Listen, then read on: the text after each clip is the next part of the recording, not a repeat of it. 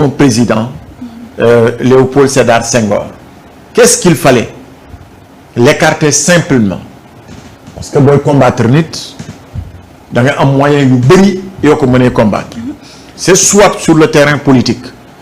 ngeen ànd di ko xeex di ci reyante loo am jël. Soit c'est institutionnel moom nag voie institutionnelle la jël pour liquider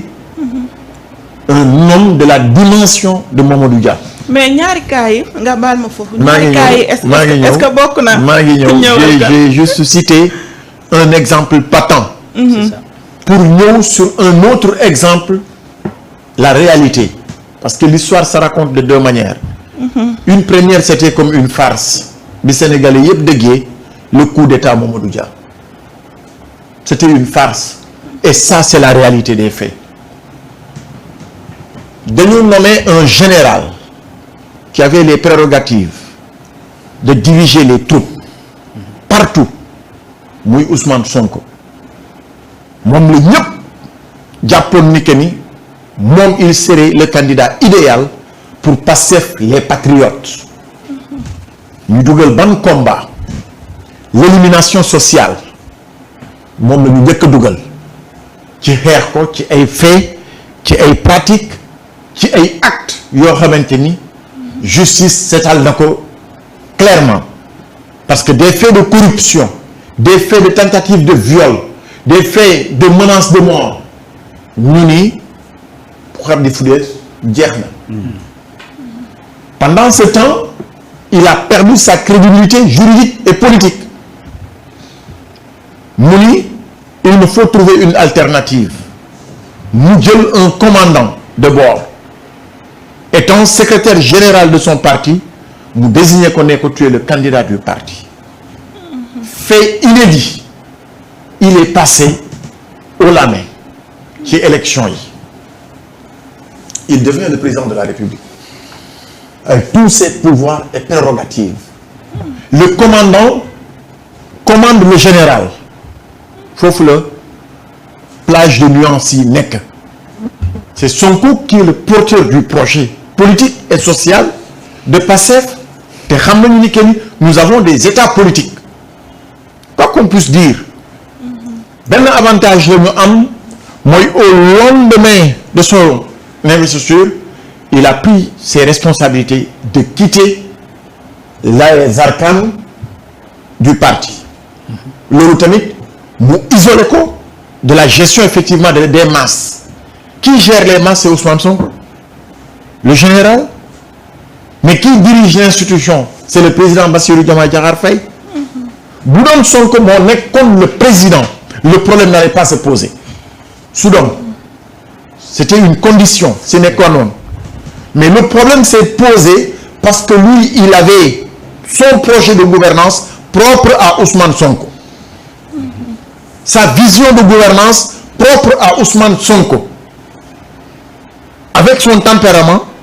sa nature. Mais Diomaye a aussi son tempérament, il a sa nature. De ces deux forces,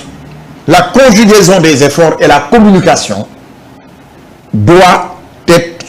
être établies en longueur de journée. Oui. En longueur de journée. C'est-à-dire Sonko mën na gisee ni lii doxul lu tax doxul Diomaye peut tempérer. mu dem à 50 kilomètres à l'heure alors que qui connaît l'ADN de Ousmane Sonko moom il pense que sur un coup de bâton magique mais les choses doivent changer et foofu le Sénégal tollu aussi moo tax keroog à l'occasion de sa conférence de presse il a pointé non seulement du doigt certaines institutions attentes yu ñu amoon ci ñoom vite fait jàppoon na ni que ni waroon na gën a gaaw waroon na gën a bar parce que dañ leen yónni yàkkamti leen te ñu war a yekkalaate avant waxtu bi di jot soreetul bientôt ils vont faire 2 ans de mandat la 3e année ce serait une année politique. Quel bilan vont-ils présenter? Quelles sont les problématiques autour de ces questions de gestion et de gouvernance? Il a pointé du doigt la justice te loolu mooy li fi am ñun ñëpp ku fi amoon tey jii problème justice ne serait-ce que benn certificat de mariage dañ lay topp ci rang bi bay bëgg a dee alors que aujourd'hui loolu c'est dépassé fi àdduna toll ku fi soxla benn extrait de naissance wala benn casier judiciaire li ma lay wax nii tu vas au tribunal de Dakar moo fa am tribunal d'instance de Ziguinchor moo fa am foo dem les gens ont décrié la justice et certaines pratiques dans le métier loolu mooy li fi am c'est-à-dire on n'a rien inventé maintenant tu me diras est-ce qu'il ne fallait pas mettre la forme ou bien utiliser d'autres canaux de communication Sonko c'est Ousmane Sonko très sincèrement Sonko c'est vraiment Ousmane Sonko il a son tempérament il a son caractère il a ses pratiques il a sa façon de faire Ousmane Sonko mooy Ousmane Sonko nañ ko nangul na mu mel na ko borom bi bindee c'est-à-dire c'est quelqu'un qui ne porte pas de gants qui n'a pas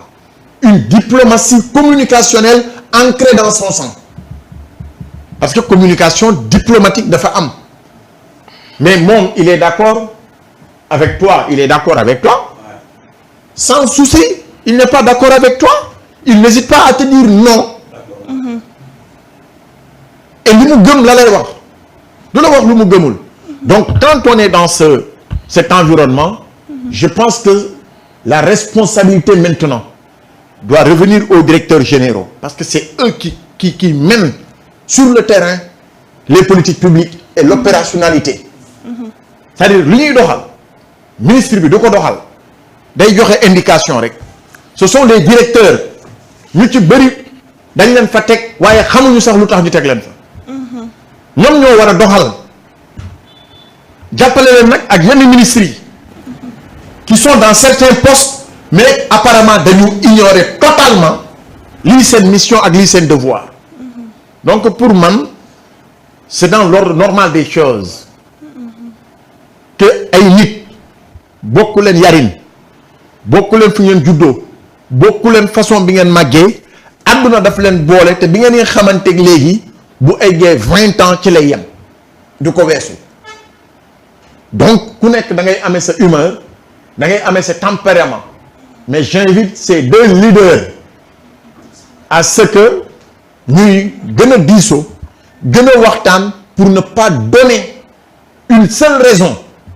des démons yi nga xamante ne c'est la division non am na kàddu yoo xam boo ko waxee ci olof day nurug saaga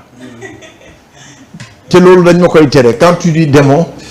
en bon français ñu xam nga ñiy déglu wolof nii sax ñoom ñoo la gën a dégg français mais su ma leen nee c'est des démons daal am na ñoo xamante ni gisuñu tey lu muy Sonko jaar Mbadakhoune dem Casamance Diomaye jaar Mbour mi dem seen division moo leen arrangé te loolu du rek ñu nekk Sénégal même l'Occident bi Robert Bourgi génnee di wax ñooñu dañoo ne war nañ leen déglu parce qu'ils ont toujours géré des intérêts de la France-Afrique kenn du leen déglu que tu te nommes Mademba ou bien Mapaté je pense que nous avons tous intérêt à construire ce pays dans un élan de solidarité on le doit au Sénégal pas au passif pas à diw wala diw mais chacun doit concourir